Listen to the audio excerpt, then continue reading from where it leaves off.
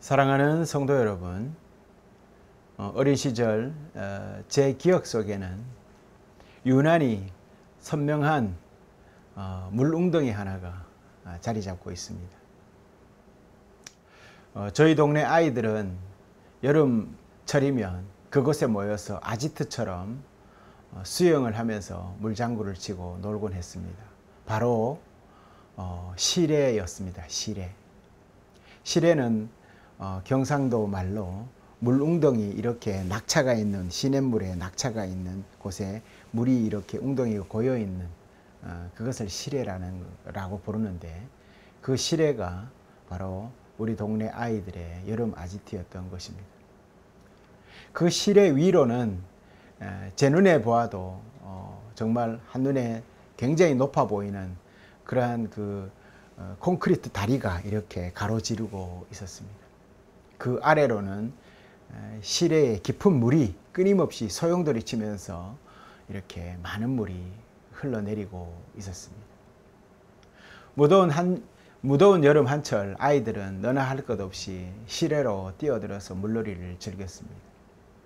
꼬마 잠수부들은 물속에 몸을 숨긴 채 돌멩이를 집어 올리고 물속을 다니면서 물안경을 끼고 물고기 떼를 쫓아다니면서 저마다 신기한 체험을 하기도 했습니다. 물놀이에 실증난 아이들이 좀 더 스릴 넘치는 도전을 찾아서 높은 시래 위를 지나가고 있는 다리 위로 올라가곤 했었습니다. 물론 그 다리는 오직 키 큰 형들의 전유물이었습니다. 어린 아이들은 감히 발조차 올릴 엄두를 내지 못할 만큼 높은 곳이었으니까요. 그러던 어느 날 한 형이 제게 손을 내밀었습니다. 뛰어내리는 법을 내가 가르쳐 줄게. 그의 제안은 마치 새로운 세상의 문을 열어주는 주문처럼, 야, 나도 뛸 수 있다고 하는 용기를 갖게 했습니다. 첫 번째, 바로 뛸 수 없으니까 옆에 있는 낮은 바위 위에서 먼저 물속으로 뛰어내리는 연습을 해봐 라고 했습니다. 그래서 몇 번의 어설픈 시도 끝에 저는 마침내 바위 위에서 물속으로 텀벙 뛰어내릴 수가 있게 되었습니다. 이제 진짜 도전의 시간이 왔습니다. 그 형은 제게 높은 다리 위로 올라가서 뛰어보라고 했습니다. 저와 함께 연습하던 아이들도 너나 할 것 없이 경쟁하듯이 줄을 서서 다리 위로 뛰어 올라갔습니다. 하지만 저는 망설였습니다. 발밑에서 넘실거리는 시래의 깊은 물은 여전히 두려움의 대상이었기 때문입니다. 저 말고도 몇몇 친구들이 용기를 내지 못한 채 아래에서 먼저 올라간 친구들이 난간에 올라서는 모습을 그저 조마조마한 마음으로 지켜보고만 있었습니다. 드디어 뛰어내릴 때가 되었습니다. 친구들은 뒤에서 순서를 기다리고 있습니다. 나는 다리 난간에 올라섰습니다. 뒤에서 기다리는 사람들에게 밀려서 어쩔 수 없이 이제는 뛰는 수밖에 없습니다. 이제는 오직 앞으로 넘실거리는 물속으로 뛰어드는 길만이 제게 남아 있었던 것입니다.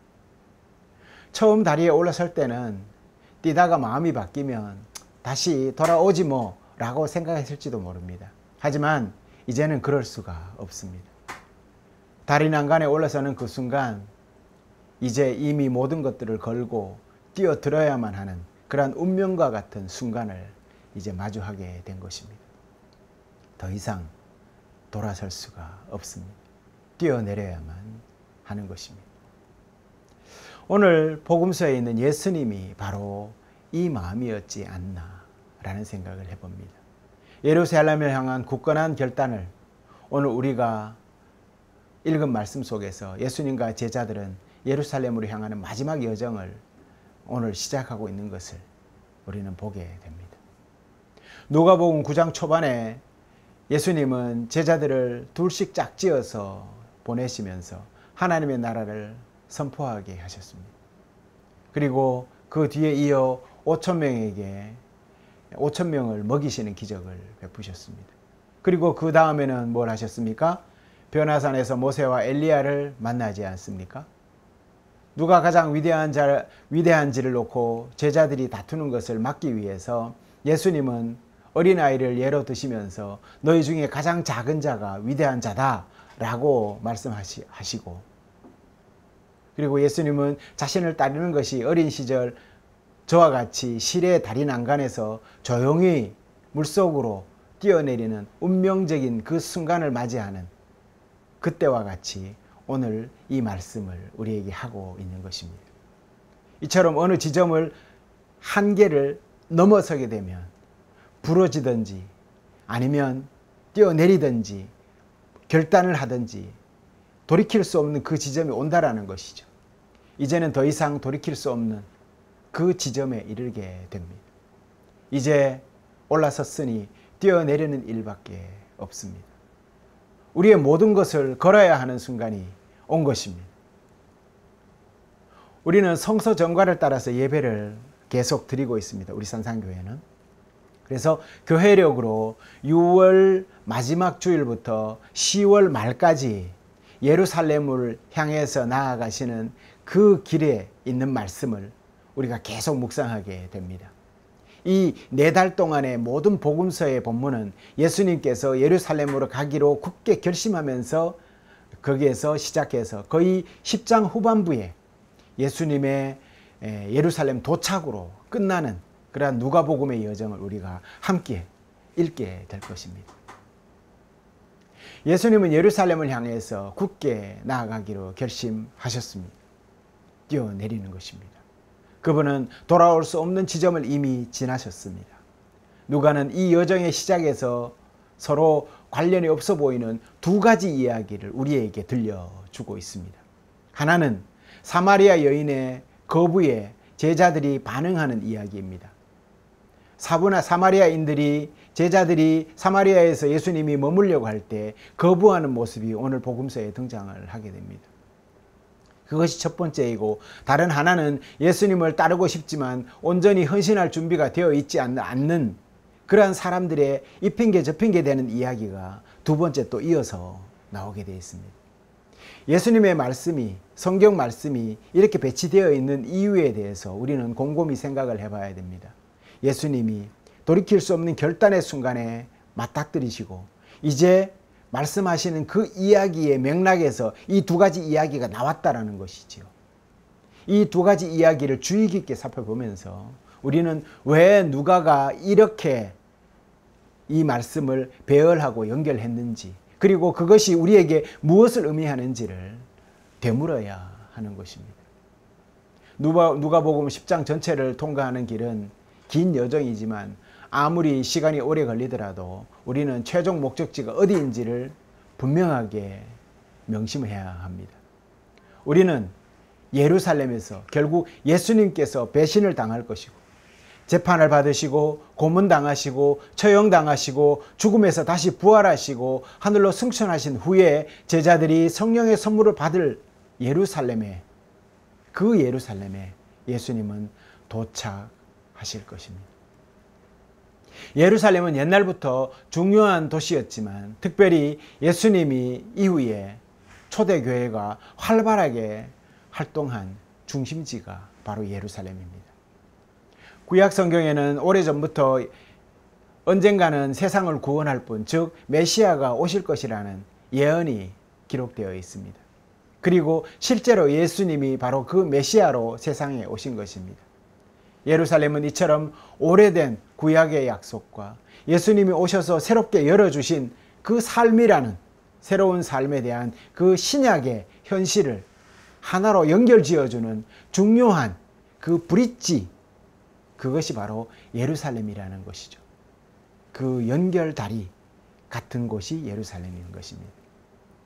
그러시면서 예수님은 완전한 변화를 우리에게 요구하십니다. 완전한 변화는 이전의 모든 것을 뒤엎는 완전한 변화여야 하는 것이죠. 이처럼 제자로서 살아가는 삶의 일시적인 순종과 헌신을 말하는 것이 아닙니다. 잠시 순종하고 잠시 따르고 이런 것이 아니죠. 그것은 삶의 우선순위를 완전히 뒤바꾸는 전환점이어야 한다는 것입니다. 복음서에서는 이러한 변화를 이룬 사람들의 예로 가득 차 있습니다. 우리는 모든 것을 버리고 예수님을 따랐던 사람들의 이야기를 계속해서 우리가 보게 됩니다. 그리고 예수님과 3년을 함께 살았던 그들의 가장 가까운 친구들이 그러한 그러한 삶을 변화시키는 변화의 완벽한 예가 될 것이라고 우리가 생각할 수도 있습니다. 제자들의 삶이 그들을 따라서 그들 모습대로 하면 우리도 완전한 제자가 되지 않겠는가? 라고 생각할 수가 있다라는 것이죠. 그런데 아쉽게도 틀렸다는 것입니다. 제자들은 전혀 그런 모습이 아니었습니다. 야고보와 요한은 방금 하나님의 나라에서 누가 가장 큰 자인지에 대해서 서로 다투면서 서로 높아지려고 했던 자들입니다. 이게 어찌 이 제자의 모습이겠습니까?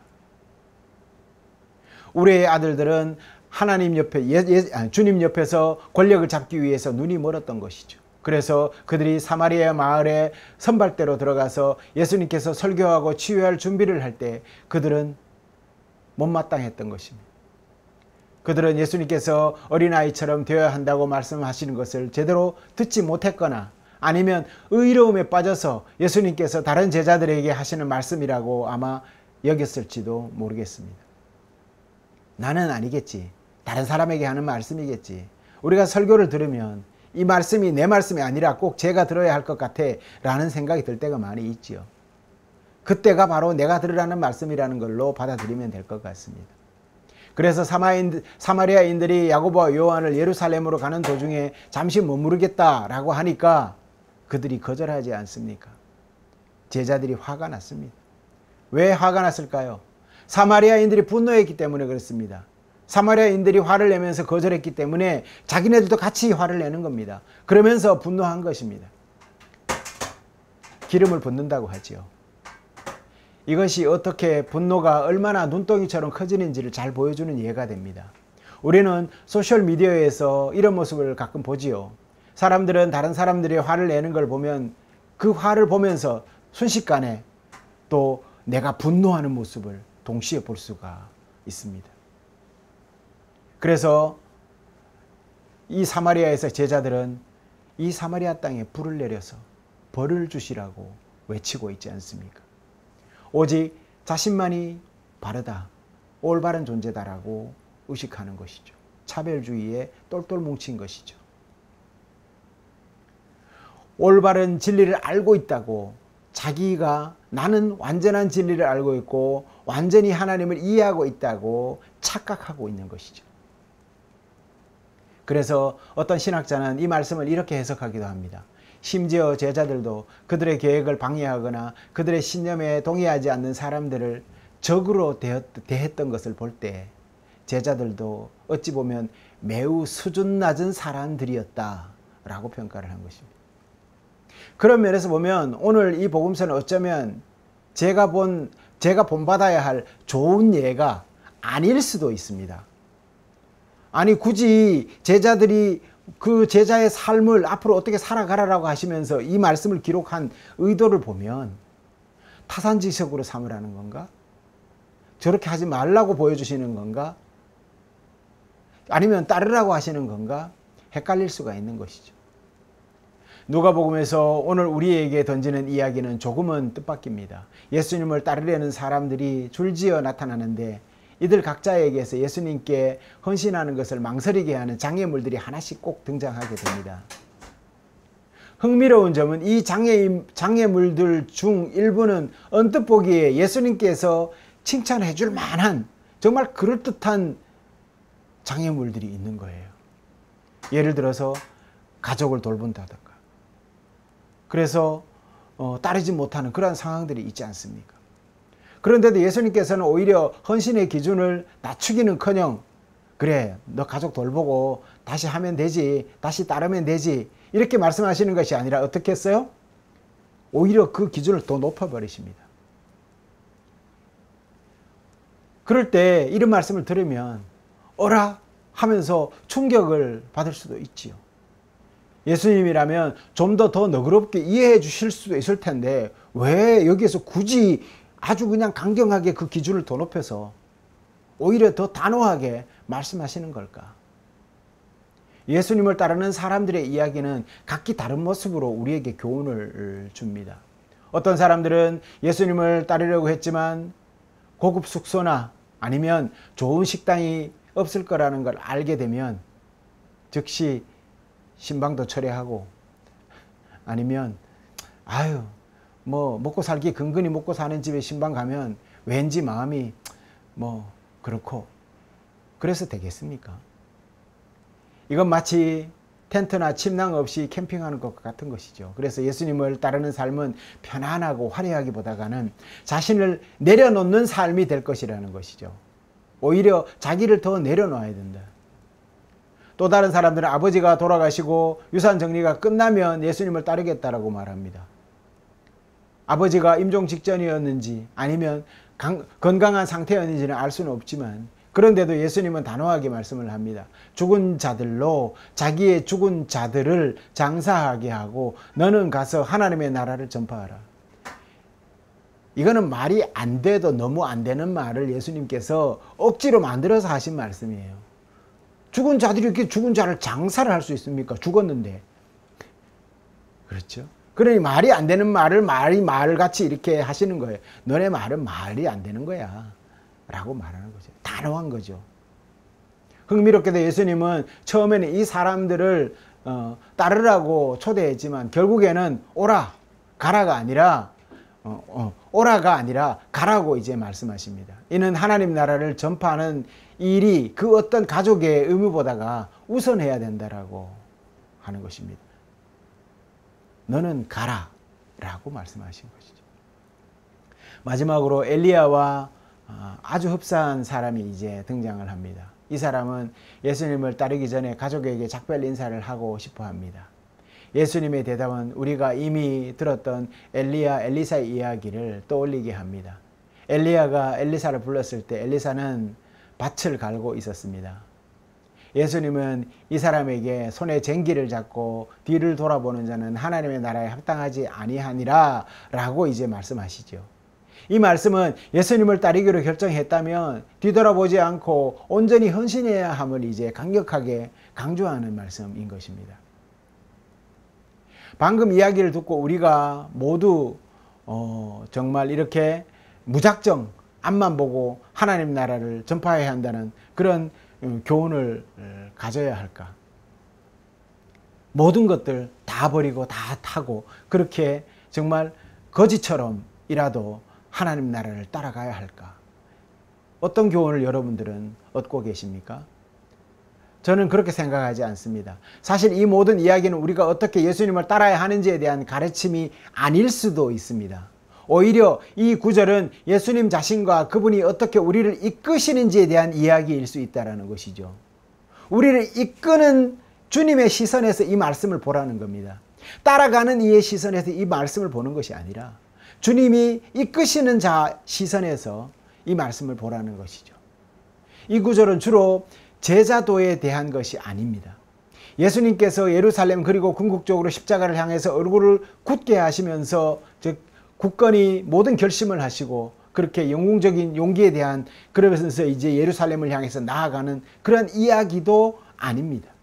오히려 그것은 인류와 온 세상을 향한 하나님의 깊은 사랑에서 비롯된 하나의 목적의식 때문에 그렇게 하신 것입니다. 예수님은 예루살렘을 향해서 확고하게 나아가기로 결심하셨습니다. 그 누구도 그 무엇도 그분을 막을 수가 없습니다. 불평하는 사마리아 마을 사람들도 권력에 목마른 두 제자들도 심지어 아직 온전히 헌신할 준비가 되어 있지 않은 수많은 제자들도 그분의 길을 더 이상 막지 못합니다. 나도 그리고 여러분도 예수님을 막을 수가 없습니다.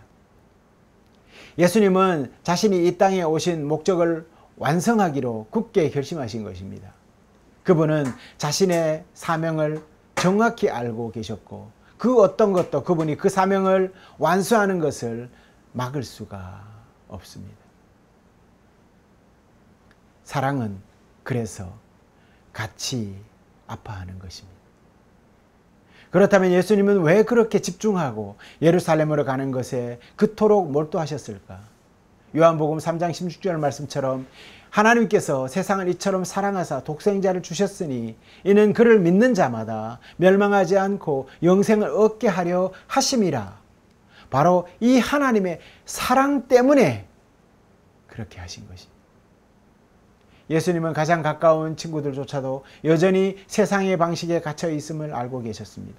그들은 자신들을 거부하는 사람들에게 불을 내려달라고 외칠 정도로 급진적으로 다른 방식으로 사는 법을 배워야만 했었습니다.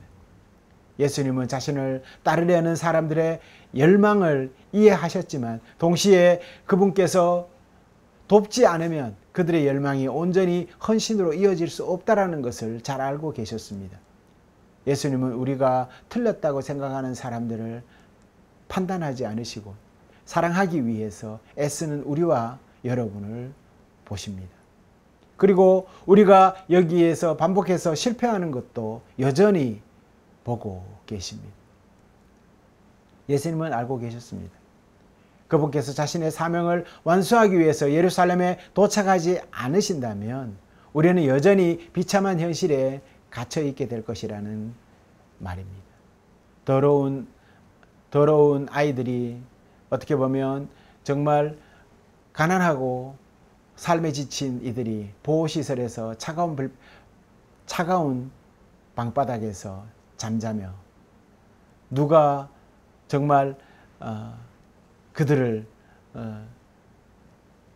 돌볼 것인가 라는 문제를 놓고 교회를 향해서 서로가 비난하는 그러한 우리 교계의 모습을 바라보게 됩니다. 그들은 정치에는 관심이 많습니다. 가난한 이들에게는 시선을 주지 않습니다. 그러면서 정의라고 외치고 있습니다. 그리스도께서 우리를 사랑하신 것처럼 서로 사랑하는 것이 무엇을 의미하는 걸까? 세상에 보여줘야 할 사람들이 오직 자기 자신의 필요와 정치적인 목적으로만 많은 그리스도인들을 잘못된 길로 이끌고 있습니다. 예수님은 그분께서 예루살렘에 도착하지 않으신다면 우리가 하나님께서 우리를 얼마나 사랑하시는지를 알지 못할 거라는 사실을 잘 아셨습니다. 주님은 밭 갈고 장례를 치르고 부모님께 인사하는 일, 이 모든 것들을 무시한 것이 아닙니다. 오히려 주님께서는 당신이 가장 중요하게 생각하는 것, 하나님의 뜻 안에서 하나님이 너희를 사랑하신 그 사랑을 회복하고자 하는 그 사랑 때문에 결단을 하셨다라는 것을 보여주시고, 그리고 내가 가는 이 예루살렘 길에 내가 너희와 함께 하지 않으면 너희는 언제든지 다시 밭갈로 갈 것이고 다시 장사 지내러 갈 것이고 다시 그 삶의 예전으로 돌아갈 것이다 라는 말씀인 것이죠.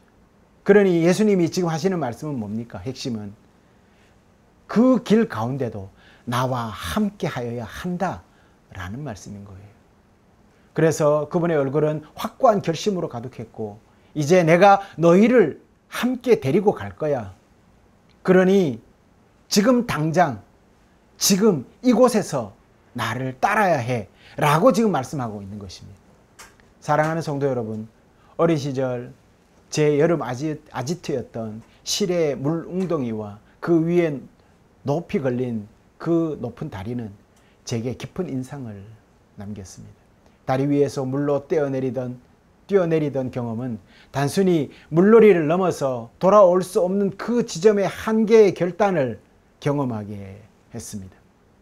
처음에는 망설였지만 일단 다리 난간에 서면 오직 앞으로만 나아가야만 합니다. 우리 주님이 지금 예루살렘을 향해서 그 난간에 서 계십니다. 이처럼 우리 삶에도 때로는 모든 것을 걸고 뛰어들어야 하는 그 순간이 있는 것입니다. 주님이 지금 나는 장사를 지내고 다시 주님을 따르겠습니다. 인사하고 와서 다시 주님을 따르겠습니다. 그럴 때에 지금 당장 결단하지 않으면 지금이라고 바로 얘기하시는 것입니다. 예수님은 예루살렘을 향해서 굳건한 결심을 보여주십니다. 이것은 단순히 지리적인 이동이 아니라 인류 구원을 위한 하나님의 사랑에서 비롯된 확고한 목적의식 때문에 그렇게 하셨습니다. 예수님은 사마리아인들의 거부와 제자들의 다툼, 심지어 온전히 헌신하지 못하는 사람들의 망설임 속에서도 흔들리지 않으셨습니다. 마치 다리 위에서 되돌아올 수 없이 뛰어내려야만 했던 그 심정처럼 예수님은 자신의 사명을 완수하기 위해서 오직 앞으로 나아가셔야만 했습니다. 예루살렘은 구약의 약속과 신약의 현실을 이어주는 다리입니다. 그곳에서 예수님은 죽음과 부활 그리고 승천을 통해서 우리의 구원을 이루셨습니다. 예수님을 따르는 삶은 단순히 일시적인 순종이 아니라 삶의 우선순위를 변화시키는 완전한 헌신을 우리에게 요구합니다. 어떤 사람은 편안함을 추구하고 어떤 사람은 가족의 의무를 우선시하고 또 다른 사람들은 뒤를 돌아서는 망설임을 보입니다. 그러나 예수님은 이러한 인간적인 한계 속에서도 변치 않는 사랑으로 우리를 이끌어 주십니다. 예수님은 우리가 틀렸다고 생각하는 그 사람들을 판단하고 분노하는 우리의 모습을 아시면서 우리가 그 사랑을 온전히 실천하지 못하는 것 또한 잘 알고 계십니다. 그럼에도 불구하고 예수님은 우리를 위해서 예루살렘에 도착하실 것입니다. 만약 그분이 예루살렘에 오지 않으셨다면 우리는 여전히 비참한 현실 속에 갇혀서 하나님의 사랑을 알지 못한 채로 그렇게 세상에 방황하며 살아가게 될 것입니다. 이제 우리는 각자의 삶의 자리로 돌아가서 예수님의 확고한 결심과 우리를 향한 그분의 깊은 사랑을 기억합시다. 우리의 일상 속에서 만나는 사람들 속에서도 공동체 안에서도 그리고 우리가 하는 모든 일 속에서 예수님의 사랑을 실천하는 것이 진정한 예배인 것입니다. 예수님이 굳건한 결심처럼 우리도 우리 삶 속에서 주님을 향한 변치 않는 마음으로 나아갑시다. 우리가 손에 쟁기를 잡고 뒤돌아보지 않을 때 우리는 세상에 하나님의 사랑을 드러내는 빛이 될 것입니다. 기도하시겠습니다.